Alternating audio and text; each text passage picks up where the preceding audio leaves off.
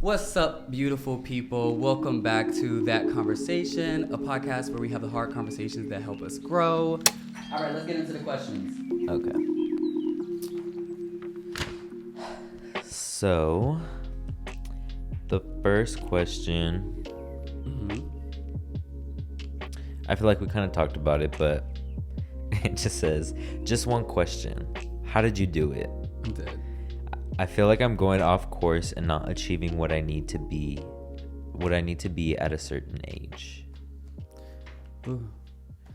So I didn't read the questions. I just put them on paper to give the Christian. I let him pick. Also, if you want to ask questions, go to That Convo Pod on Instagram. I know I've been doing all of this like on my Instagram, my personal Instagram, but we're going to start using the podcast Instagram. So for like all podcast stuff. But first of all, I think you should watch my video, Why You Feel Like a Failure in Your 20s. I like that one. Yeah, I really think you should watch that. It talks about not feeling like you have enough done at a certain amount of time. And, you know, all of my friends are doing this and they're 21 and I'm 21 and I'm like here. First of all, comparison is the root of all evil. And you have to understand that we all, and it sounds, you know, like cheesy motivational stuff, but like sit back and don't even think of it as like an affirmation. Think of it as like a fact. Like when I'm saying this, I'm not trying to make you feel better. Like listen to it as the truth. And I have to preface with that because sometimes I even have to do that. Like when people are affirming me, I know they're affirming me. So like even like when I was like bigger and people are like, oh, your body looks good. I just know you're trying to affirm me. So I wouldn't accept it in the same way. So when I say this, don't even take this as an affirmation. Our journeys are literally all different. Like literally. We all pay a different amount for tuition and loans. We have different jobs. We have different brains. I have ADHD. Christian does not. It's just we're all so different. We have different passions. We have different families, different resources, different privileges, different skin, like everything's different. So, and all of those things affect how far you do and don't go at a certain place based off of the tools that you were given.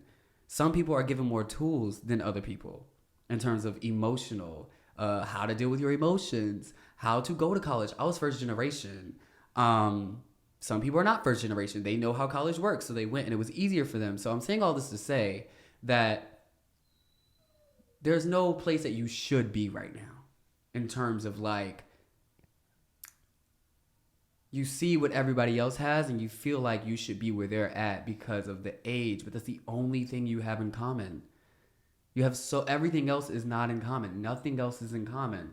And so don't let the age confuse how far behind or ahead you are. You are where you need to be. It's up to you to look around at where you are and decide if you want to be somewhere else. And you can always change where you're at. And so for me, it was that. It was taking ownership of like, and also you have to have like not even just ownership, you have to believe that I can change my circumstance. And not even for the better, you can change your circumstance for the worse. The decisions that you make can put you in a bad position. It could put you in let me remove the judgment, could put you in a position where you don't want to be, in a position that doesn't make you feel good, but you can also put yourself in a position that makes you feel great and where you want to be. You just have to understand that you have the power to do that. Because just like all the things that it's funny, we pay attention, it's a long response, but we pay attention so much to the things that we do that pull us back, but we don't pay attention to the things that pull us forward. It's like you can name every single thing that you did wrong, but you can't even remember the things that you did right. And so if you have the power to pull yourself back, you have just as much power or even more to pull yourself forward. And it's about understanding that. So just work on that and work on your confidence and working on believing that you have the power to change it and yourself. That was good. Damn.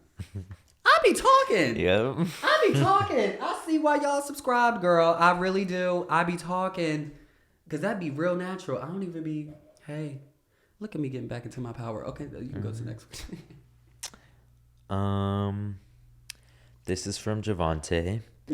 I wanted to ask, what advice could you give to another young Black LGBTQIA+ male who is attending school in Atlanta, Morehouse specifically. I also pursuing his professional but also social career. Right now, I made the decision to put my social media career on hold and go full 100% in on my studies and try social media later. What are your thoughts around that? Thank you so much for being you. All love, Javante. Thanks, Javante. I think thinking about what you really want, not what makes sense. And sometimes we don't know the difference. And so what I always do is think about when you close your eyes and you think about the perfect life, 2 years from now, what are you doing? I think I wanted everybody to do it in that moment. That's why I stopped. But and I want you to the first thing you thought about, right? Were you doing something that was attached to that degree or doing something that was attached to those dreams? And there you go. Because that's what you should be spending your time doing. That's where you should put your focus. Because you're going to put all your focus into something that is driven by your fear of shame, rejection, and judgment by friends, family, society, whatever. You're going to spend your time because you're trying to avoid those things, right? And maybe it's sometimes you're not in a good place emotionally. It's like, I want to feel love. I want to feel accepted. I want to feel these things. And don't judge yourself for that. We all want to feel that. And a lot of times we don't get a lot of that in our lives. And so what do? We do the things that we know will get us that. And for a lot of us, especially people of color and black people, the most place we get that from, I don't know if I said that right, is our family. And a lot of times our families pressure us to do those things. And if we don't do those things, we get all the things we don't want, which is shame, judgment, like all of those things, right? So we do all of these things to get the things we need emotionally. And so that's why everything is driven by emotion. I'm telling you, that's why I study, like Brene Brown really, I love her. I will always give her flowers. She's helped me on everything is about emotions. That's the only reason you do the thing you don't really care about. It's because other people will give you shame and all of those other things if you don't do it. And those probably are the people that give you all of that. So I want you to sit down and I want you to write, if you didn't do the degree, what's the consequence? What are you losing? Are you losing acceptance from your family? Just think about all of those things and you'll start to see why you're doing those things. And then before you even try to push yourself, let it sit. Come to an acceptance of that with no judgment. And when I say that, remember, judgment is adding right or wrong, good or bad.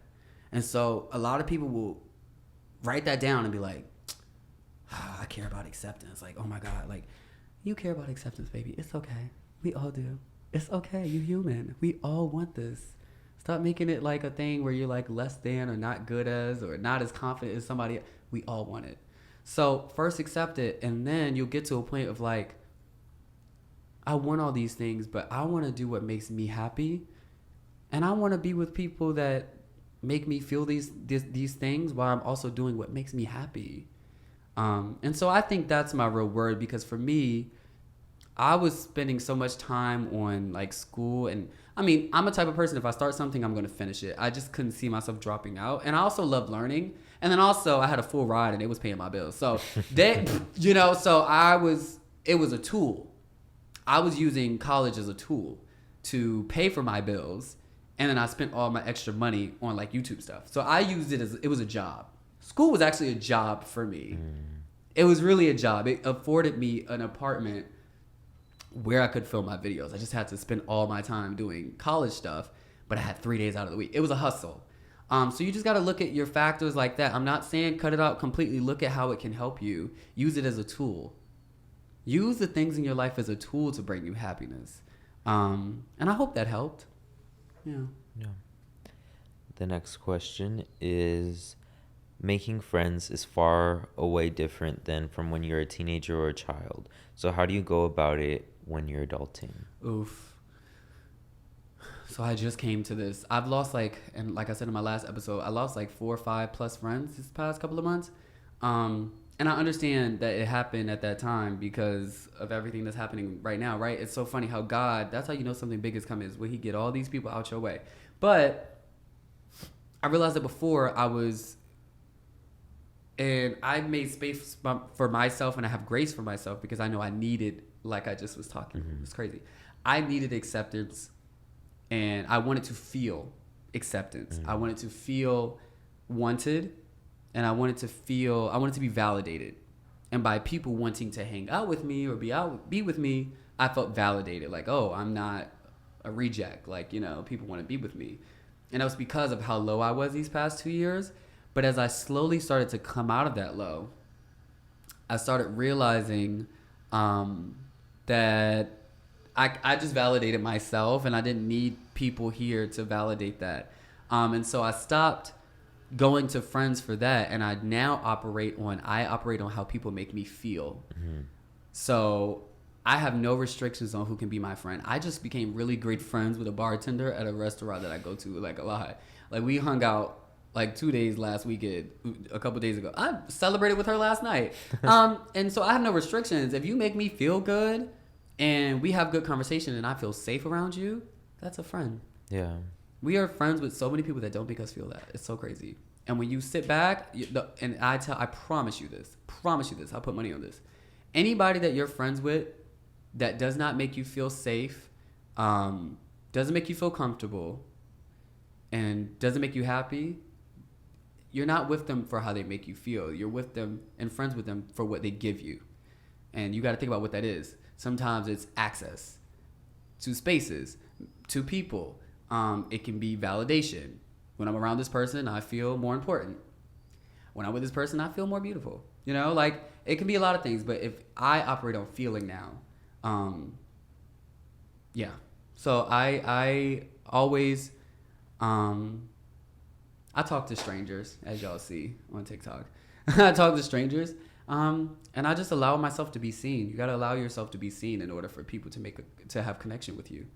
And so I'm just myself with everyone. And if I feel comfortable, I'm like, hey, I would love to feel comfortable more. What's your Instagram? Yeah. I hope that helps. And I feel like how you said that you operate now on how you make people feel. I see a lot where people are like, oh, don't be friends with people who don't add value to your life.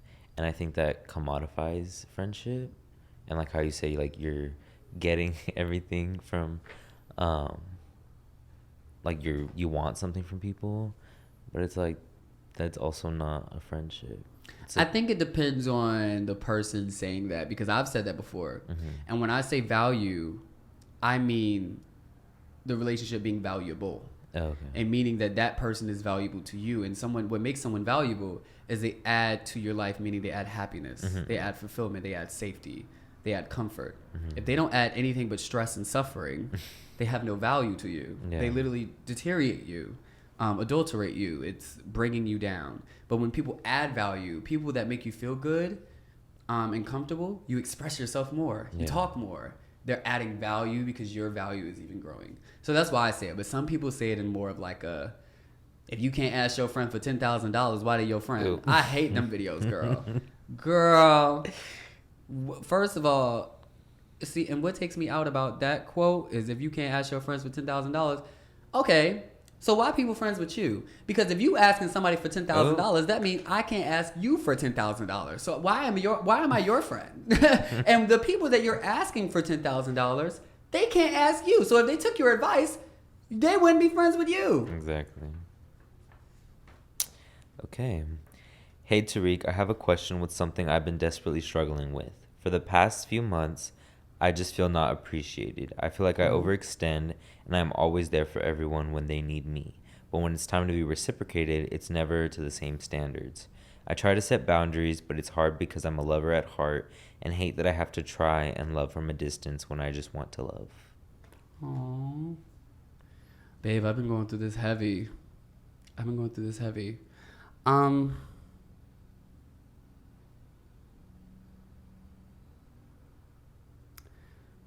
So much.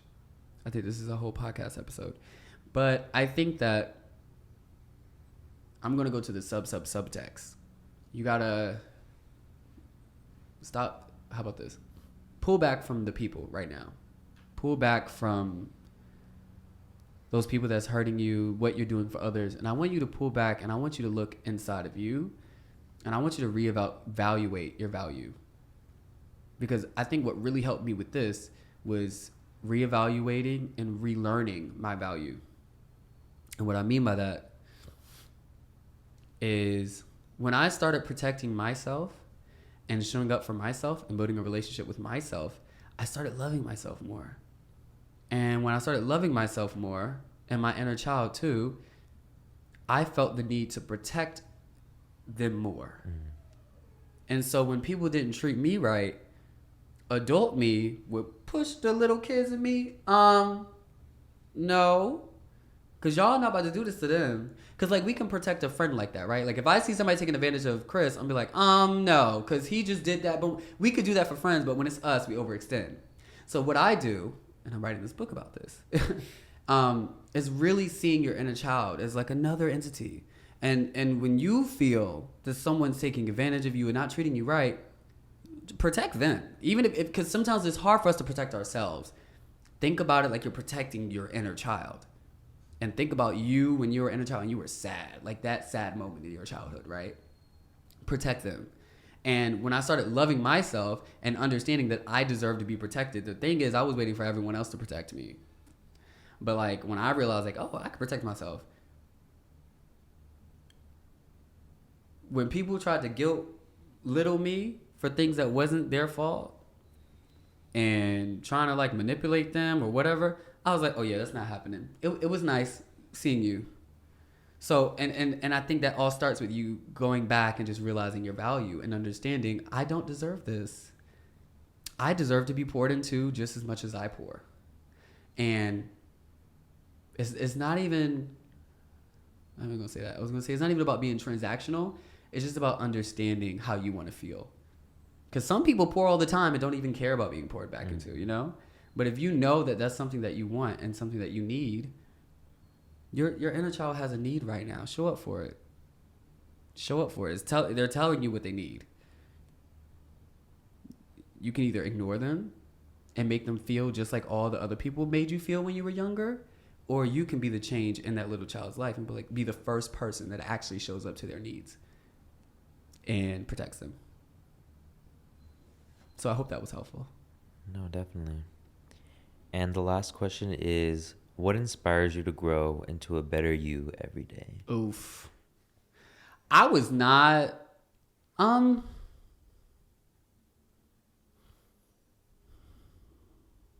it's kind of like going to the gym and seeing your gains. For some people. For me, my body dysmorphia, I don't really check my gains like that. I just be like randomly in the mirror, be like, oh shit, I got abs. That's really what happened. And people think I be lying, but I'm so serious. But like I know most people, like when they start seeing results, they're like, oh shit, let me keep going to the gym. I lost 10 pounds. And I think that's what happened. I think I did it once on accident. Not on accident. I've always been a very nice person, and I didn't like the way people treated me, but I would respond first. I would react in the beginning.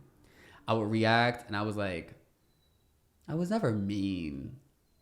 I just reacted in emotion. And I was like, I would like make someone either feel bad or I would lose friendships. And I'd be like, what did I do? I don't want to make somebody feel like that. I hate making people feel uncomfortable. Oh my God. I've never liked that. Even in elementary school, I was that kid that when there was a new kid, I would go sit with them. You know, like new kids would sit by themselves. I'm like, hey, where you from? Like, I just hated people looking uncomfortable because I knew what that felt like. I was a fat gay kid. So I knew what it felt like. And I was so loud and funny so people can hang out with me. So I hated people ever feeling ostracized or like uncomfortable. And so when I made people uncomfortable through my behavior or whatever, I was like, I don't want to do that. I don't want to make nobody feel uncomfortable. So I just started thinking about how I could not do that. And it required me to like grow on certain things. And then I just saw my gains and I was like, oh, wow, this is great. I was like, oh, I can become a better person. I'm like not stuck in this. And so just knowing that I can be better is just, it's actually fun to me. You know, I love crying. A lot. You know what, Christian? That's good. Okay. No, but I love it. I love growing. I think growing, it also brings you a happiness and a peace. Every single time I grow on something, I feel more peace than I felt before. And I feel happier than I was before. I smile harder. You see more teeth. And when you've been as sad as I have, especially trigger warning, like I've been like really in the pits, like thinking about like the S word. And so when I just got an inch away from that, I was obsessed with getting as far away as possible. And I just want to feel happiness, man. And the best way to feel happiness is to grow mentally, emotionally, all those things. Yeah. And I wasn't even here for like your journey. I'm now in like the after. And even though like we joke that you cry all the time, every time he cries after, he has like the biggest smile after. I do. The biggest smile. Because like, I feel like you talk through it with me, basically like how you would talk to yourself. And you get emotional because you see your growth. So it's like happy tears.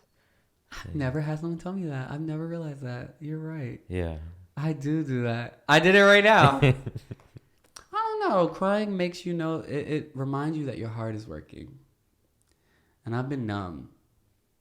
And a lot of people are numb. They go through so much and they just continue on their day. They go pay the bills, go to work.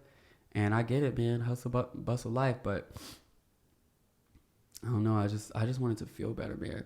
I knew, okay, I think for me, I didn't think, at some point, not that I didn't think I could change my circumstances, but like my circumstances was my circumstances. And the only thing I could see that I could change was like my mind and like my mental, like how I operated. Mm-hmm. So I just did that. But then once I did that and I saw how it changed my outside world, I was like, oh, okay. So that's what happened. But that's the episode, guys. I liked this episode. It was great. Thank you for having me. Thank you for coming. Please make sure that you rate and you review. You share this podcast with a friend or a family member that you think will love it. See, things are about to get really busy. But I want to keep doing this podcast. So I'm excited about that. And I love that like I'm like taking people on the journey. I didn't even like plan to do that kind of. But like on this like screenwriting journey, like, you know, like all of it. Mm-hmm. But I'm just happy. Yeah, man, I hope you guys enjoyed it. Do you have any closing remarks? No, just thank you for having me. Keep following him because, again, like you said, things are going to be picking up, but a lot of great things are going to be happening. Yeah. And so, yeah. As a little congratulations, I got you a little treat. Oh, you did? Yeah. I hope this isn't chocolate. No, it's not. Okay. But it's just a little dessert. Aww. It's because it's French? Is it? Oh, no, you just... No, this is a Cuban restaurant. It's Cuban? Yeah. Oh, I just saw a tart. Thank you, babe. Are you going to eat one? Sure. I'm like, it's 3. You knew you was going to eat one. I'm dead. He gave... Look, guys. This is so sweet. I hope you put this on the business card. No. You don't got to pay for this. It's a little gift. It's congratulations. Thank you, Christian. I need to give you a gift. You were part of this as well. Mm-hmm. One of the tarts. We'll celebrate together. Yeah, that's it, guys. I thank you guys. Thank you to Christian for being our first guest. We're going to keep having guests. Let me know. Give me feedback. What you think, what you would like to hear, what you would like to see. And yeah, any guests that you would like to see, DM them. Tell them, go into Tuh-reek's podcast. You know, help me out here. But yeah, have a great day, guys. And I love you.